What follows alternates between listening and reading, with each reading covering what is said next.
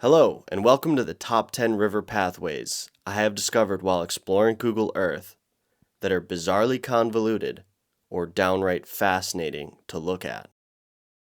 Topping this list at number 1 is a meander so large that it is visible from space and was first documented in amazement by a historical figure during a legendary expedition of the American West. I have seen several of these with my own eyes, and if you have been following my channel, you have probably seen one of these in the background of a very strange place I went to. Number 10 is the Double Bend on the Colorado River. This one is located right above the confluence with the Green River near Canyonlands National Park. I enjoy this bend for its smooth, sinuous turns. These meanders have created dual towers of rock on either side of its figure 8, sort of like castles surrounded by moats of water.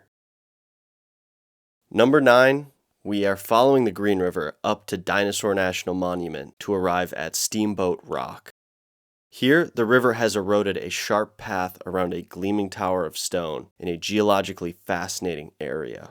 Furthermore, on the side of the meander, it is possible to see where waters of the Green and the Yampa River mix. The color of the Yampa water is probably due to it being one of the last free-flowing rivers in the U.S., and therefore rich in healthy sediment and nutrients. The historic figure we will learn about in number 1 actually climbed up the side of Steamboat Rock while attempting to survey the rapids ahead, and nearly fell to his demise here. Number 8 is the Tongue River, east of the Bighorn Mountains. While it's not as visually interesting, this one is worthy of note due to it being perhaps the most tortuous or sinuous section of a river I could find anywhere on Google Earth, making it perhaps the laziest of all rivers. This section of the river travels 3.7 miles to only gain 0.15 miles of distance. Seriously, get a job, river. This one is located in a soil-based floodplain, so it will break through and connect across this land bridge sooner than most of the others on this list, and eventually create an oxbow, or an abandoned meander. Speaking of abandoned meanders, please enjoy an example of a huge one I found, while I explain how a river meander is created. Faster flowing rivers meander less. A current of water erodes the shoreline on the outside of a river bend and deposits sediment on the inside of the river bend. The sandstone canyons are cemented in place, meaning the course the river took when it was first carved into the top of the rock surface get locked in place, and it takes much longer for them to erode into new directions. If the meanders get too large, they can eventually pinch off and create an oxbow. Number 7 is the San Raphael River. This tiny river cuts an impressive gouge out of the dragon spine-like formation known as the San Raphael Swell. At one point, this meander almost seems to encompass an entire mountain within its deviated path.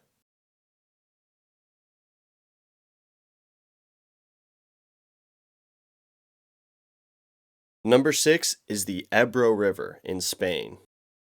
Spain has some very interesting parallels with the deserts of the American West, so I have searched across here a fair amount. The Ebro River winds a really interesting course through the Spanish desert. I thought it was interesting to note that you will find ancient towns and agricultural sites within these river meanders that you wouldn't normally find within the United States. For number 5, we have the end of the San Juan River, and where it deposits into the Colorado River.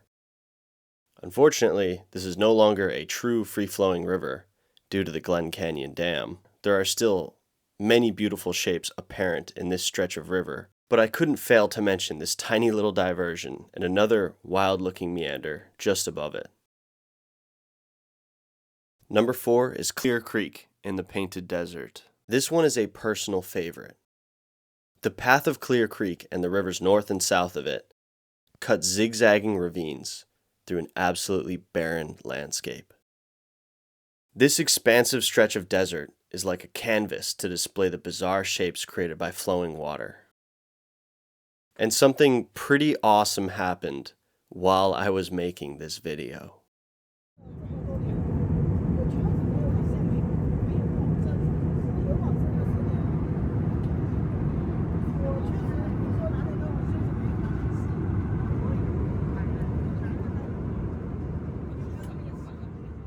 Number 3 is the Amazon River. I couldn't go without mentioning what is technically the most windy river in the world. I searched up and down the Amazon for the largest meander, and this massive 20-mile one is probably the largest. I could only imagine how much life and biodiversity is held just within this one peninsula. And while I'm at it, I highly recommend you check out the organization known as Jungle Keepers.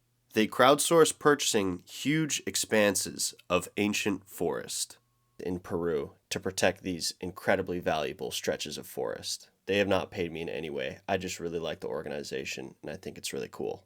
Number 2 is the goosenecks on the San Juan River. First off, they're absolutely massive.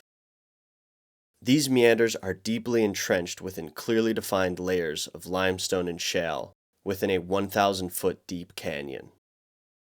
They wind back and forth in a snake-like pattern across a remote stretch of desert, and are truly one of the most unique and complex canyons I have ever seen. If you have watched my first impossible geometry video, you have seen these.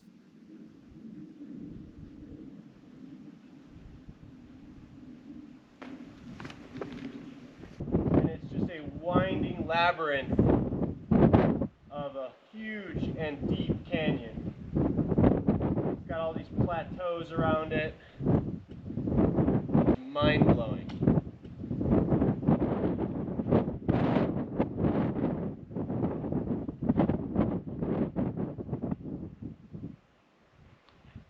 This area used to be prospected by the most intrepid gold miners, who made treacherous pathways down to the bottom.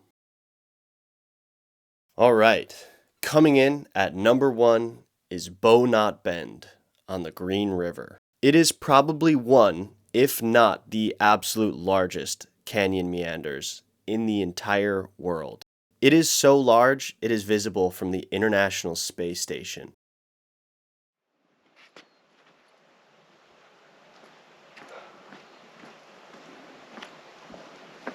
Alright, we just hiked about 6 miles to get out here.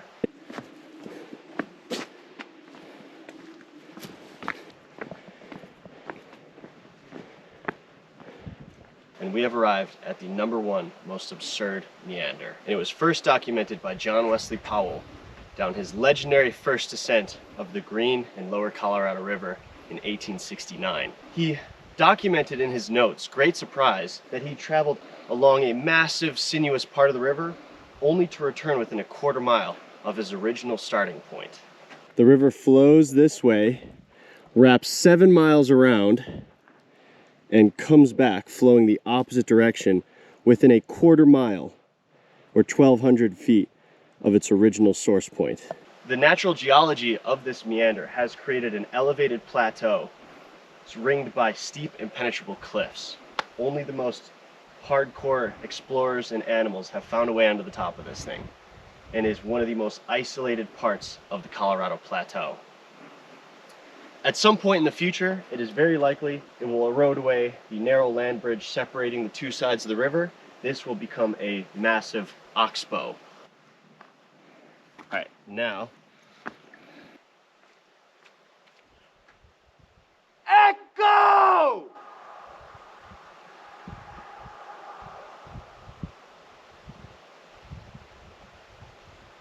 The vast scale, history, and complexity of this section of river makes Bonaut Bend a no-brainer for the number 1 most absurd meander on Google Earth. It took millions of years for this meander to form, and we are alive to see it in its final stages of existence.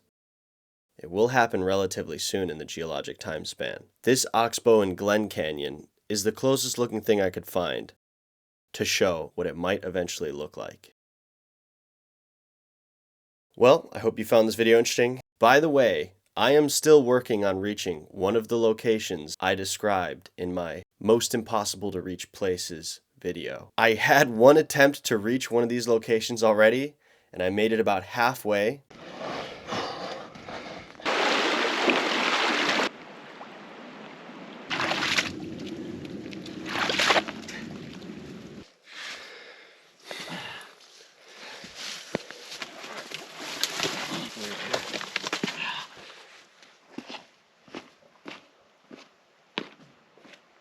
turns out it was very, very hard to get to.